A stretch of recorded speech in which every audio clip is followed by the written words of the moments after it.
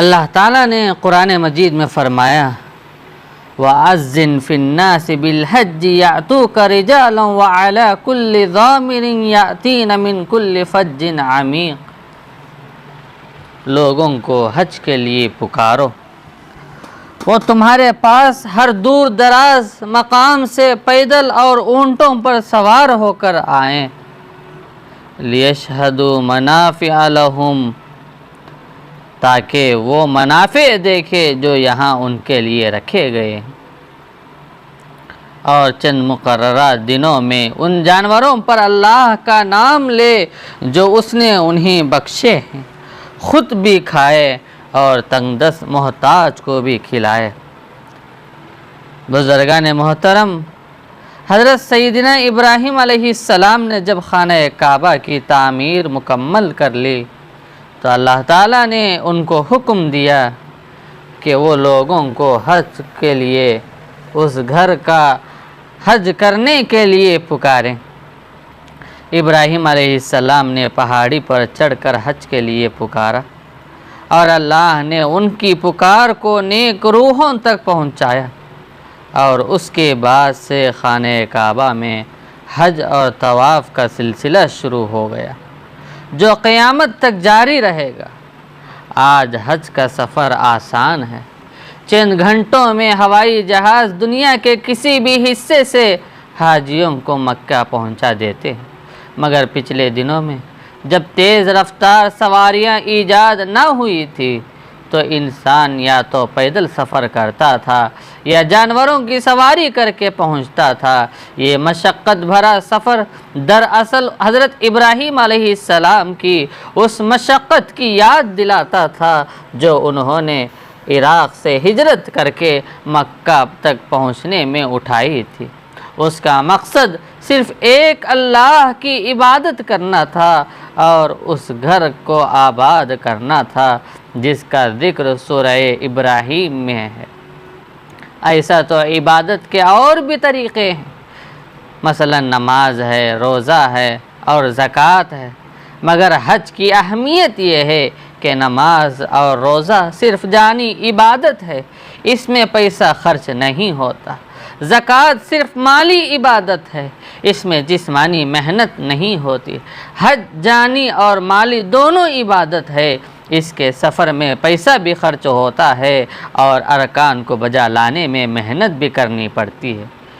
اسی لیے حج انہی لوگوں پر فرض کیا گیا ہے جو مکہ تک پہنچنے کی استطاعت رکھتے ہوں، اور زندگی میں صرف ایک بار فرض کیا گیا ہے۔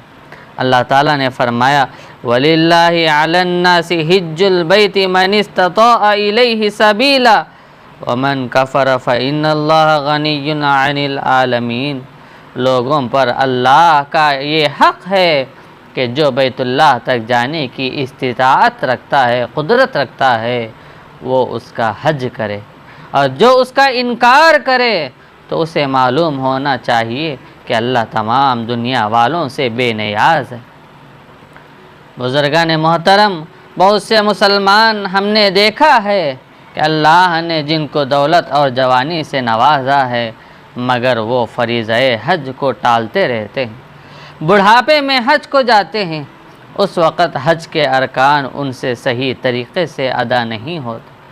ہاں، یہ بات پکی ہے کہ حج اپنی گھریلو ذمہ داریوں سے فراغت چاہتا ہے، مگر زندگی کا کیا بھروسہ، جب مالی وسائل اور فرصت نصیب ہوں تو ہر مسلمان کو حج کا فریضہ انجام دینا چاہیے، کیونکہ حج ایسی عبادت اور نیکی ہے جس کا کوئی بدلہ نہیں ہے، اور ایسی اخلاقی تربیت ہے جس کی مثال نہیں ہے۔ حاجی جہاں روحانی لذت حاصل کرتا ہے وہاں اخلاقی تربیت بھی حاصل کرتا ہے، کیونکہ اسے حکم دیا گیا ہے کہ فمن فرض فیہن الحج فلا رفث ولا فسوق ولا جدال فی الحج، جس نے ایام حج میں حج کا فریضہ ادا کیا وہ حج میں بے حیائی، برائی اور لڑائی جھگڑا نہ کرے۔ حج میں بندگی اور عاشقانہ اور مستانہ کیفیت کا جو روح پرور ماحول ہوتا ہے اس کے نظیر دوسری جگہ نہیں ملتی۔ احرام کے نام پر 2 کھلی چادریں پہننا، کعبے کے گرد چکر لگانا، صفا مروہ کے درمیان دوڑنا، عرفات کے کھلے میدان میں دن گزارنا، مزدلفہ کی وادی میں رات کا گزارنا، شیطان لعین کو کنکر مارنا، اللہ کے نام پر قربانی دینا، سر کے بال منڈانا، پھر خانہ کعبہ کا طواف کرنا، کثرت سے ذکر و تلاوت کرنا، یہ سب ایسے مناسک ہیں جن کا تعلق صرف عمل کرنے سے ہے۔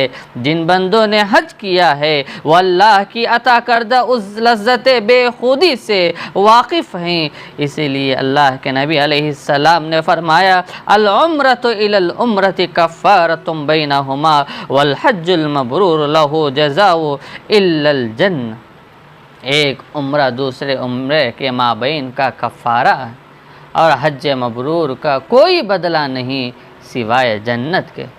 حج میں قربانی کے جو دن ہیں یعنی 10ویں تاریخ، 11ویں تاریخ اور 12ویں ذی الحجہ، ان دنوں میں ایک طرف تو قربانی کا حکم ہے اور دوسری طرف اللہ کا کثرت سے ذکر کرنے کا حکم ہے۔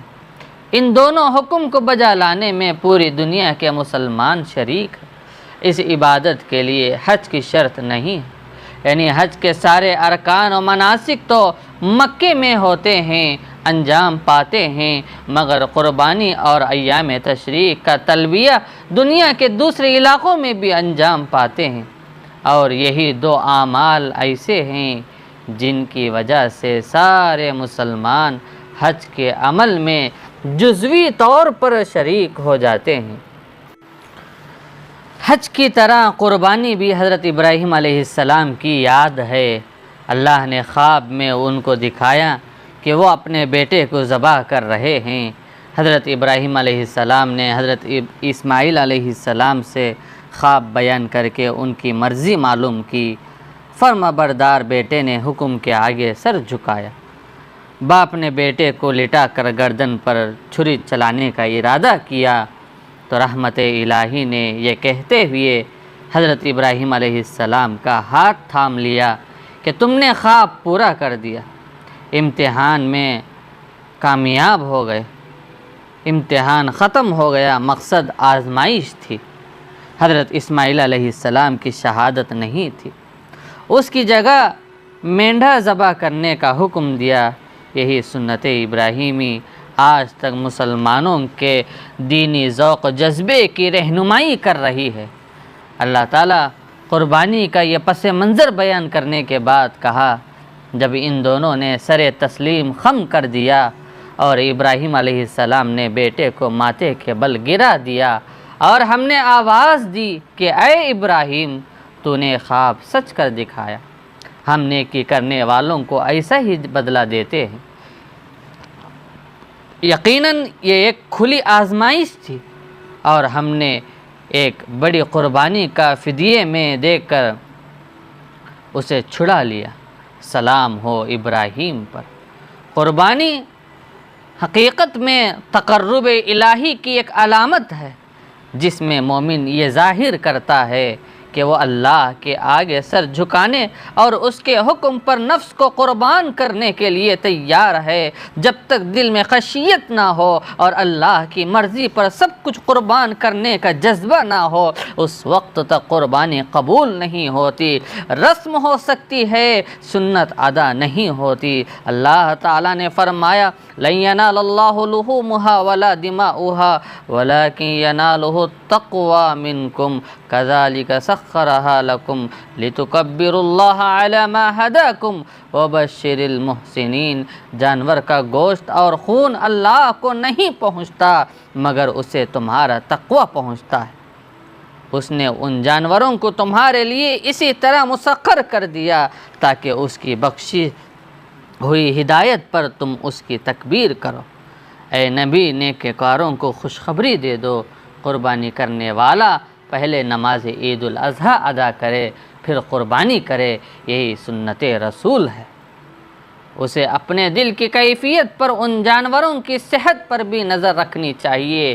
دل میں تقوی ہو اور جانور صحت مند ہو، مومن دینی اور اخلاق عیب سے پاک ہو اور جانور جسمانی عیب سے پاک ہو تو انشاءاللہ قربانی مقبول ہوگی۔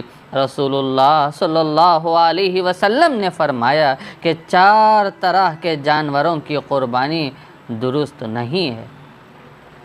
سب سے پہلا کانا جانور جس کا کانا پن ظاہر ہو، اور دوسرا فرمایا بیمار جانور جس کی بیماری ظاہر ہو، تیسرا فرمایا لنگڑا جانور جس کا لنگڑا پن ظاہر ہو، اور چوتھا فرمایا ایسا بوڑھا اور کمزور جانور جس کی ہڈیوں میں گودا نہ ہو۔